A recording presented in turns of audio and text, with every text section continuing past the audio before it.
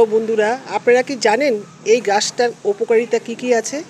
এই গাছটার দ্বারা আমরা তিনভাবে উপকৃত হতে পারি। প্রথমত, আমাদের যদি কারো গ্যাসের সমস্যা থেকে থাকে, তাহলে আমরা যদি সকালবেলায় উঠে এই গাছের 3টা পাতা বা 4টা পাতা নিয়ে সেবন করে এবং রসটা খেয়ে যে ছাবড়াটা থাকবে সেটা ফেলে দিয়ে আধা ঘন্টা জন্য আমরা কিছুই সেবন করিব না, তাহলে আমাদের ধীরে ধীরে কিন্তু গ্যাস যে সমস্যাটা আছে সেটা অবলুপ্ত হয়ে যাবে।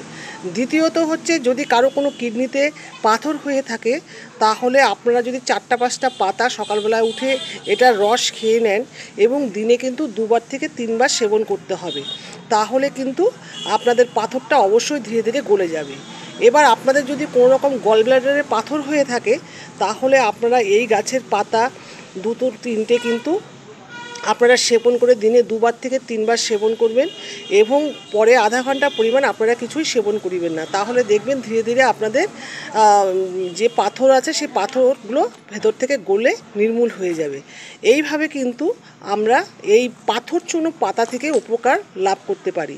যদি ভিডিওটা ভালো লেগে থাকে তাহলে লাইক করবেন, শেয়ার করবেন এবং যদি চ্যানেলে নতুন হয়ে থাকেন অবশ্যই চ্যানেলটাকে সাবস্ক্রাইব করবেন।